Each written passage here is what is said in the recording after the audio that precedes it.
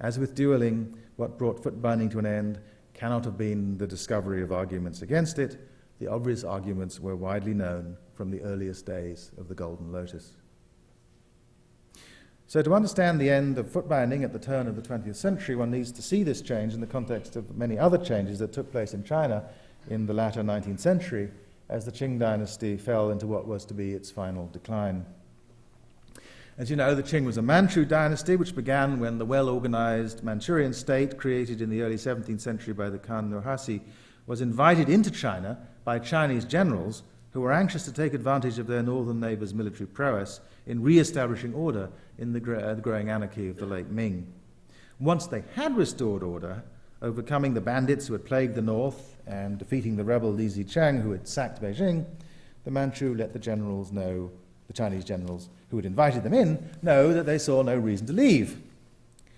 Though they'd taken over the empire, they nevertheless maintained the structure of Chinese government as the Mongols had before. In particular, they kept the system of national civil service exams that created and sustained the class of literati trained in the Confucian classics. The most successful of these literati were those who passed the exams, earning honors, titles, exemption from labor service, and the right to wear distinctive clothing. Over the centuries, retired literati returning home created a local gentry, diffused across the empire.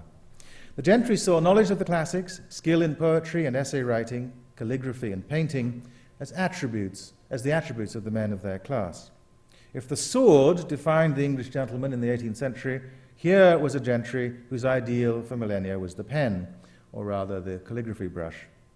In the 18th century, an English gentleman lived much of his time in the country and served his king above all else in wartime. A Chinese gentleman's ideal was to live in town and serve the emperor and government, whether locally or in the national or provincial capital. The Chinese had traded for centuries with Europe's maritime empires, Spanish, Portuguese, Dutch, British, French, and with Japan. But they'd regarded these foreigners as evidently inferior. By the 1840s, though, Britain, with its new military and shipping technologies, was in a position to pose a threat to China from a capital half a world away. And the United States was using new steamships loaded with firepower to flex its muscles in the Pacific. In 1854, as you know, Commodore Perry forced the Japanese to end more than 2 centuries of self-imposed isolation. In a few decades, with the Meiji Restoration, Japan was a major modern economic and military power, sitting there just off the coast of China. China's first real notice of the troubles from modernizing foreigners that lay ahead came with the first Opium War at the turn of the 1840s. British commercial interests had developed a profitable business growing opium in India and selling it to China. When the Qing rulers decided in 1839 that opium was harmful both to its people and to its exchequer, because hundreds of thousands of kilograms of silver flowed out in the opium trade, they sent an experienced senior official to the port of Guangzhou, Canton, the only city where Europeans could trade, to end the importation of opium. This did not go down well with the British. In 1840, a large flotilla of more than 60 British ships set out from Singapore with the aim of re-establishing British trade into China on the earlier terms by force of arms. 2 years and a number of naval battles later, the British had taken Shanghai and surrounded Nanjing. The Chinese surrendered. At the Treaty of Nanjing, the Chinese were forced to agree to humiliating terms. They had to pay huge indemnities of silver to open 5 so-called treaty ports, to lower trade tariffs, to cede Hong Kong, and to agree that all British subjects in China were to be governed by British law. They also guaranteed Britain most favoured nation status, which meant that any concessions won by other powers were automatically applicable to the British. In the decades that followed, other Europeans made further impositions on the terms of trade, including imposing the opening of further ports and the renewed opium trade. They achieved these aims by establishing military supremacy on sea and on land.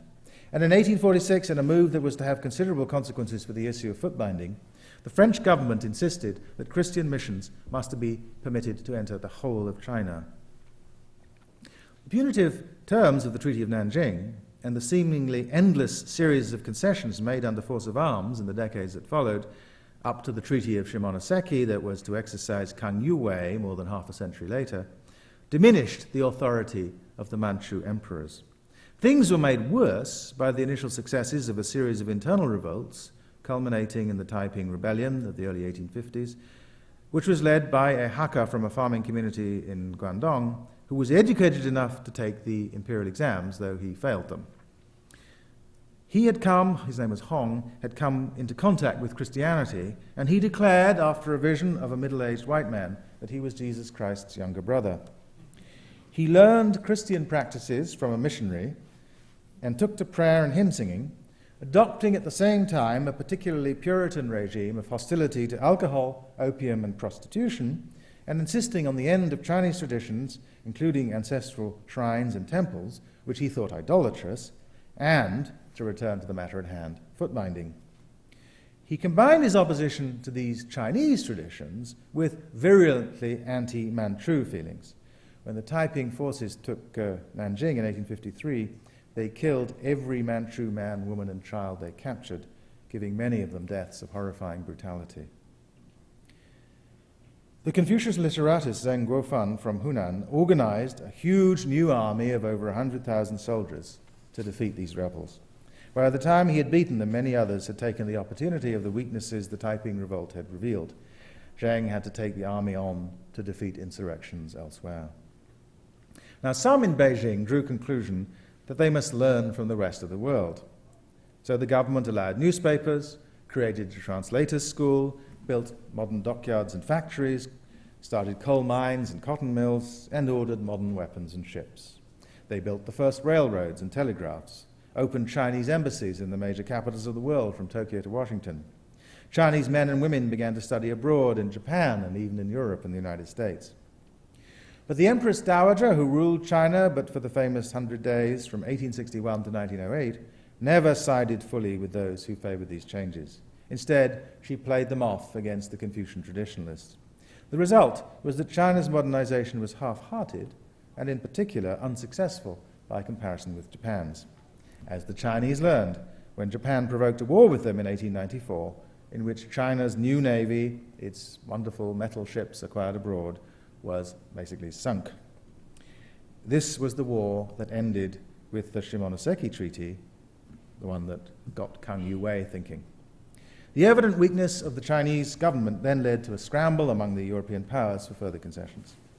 So this is the society, its self-confidence battered by these losses to the West and to Japan, its government threatened from within.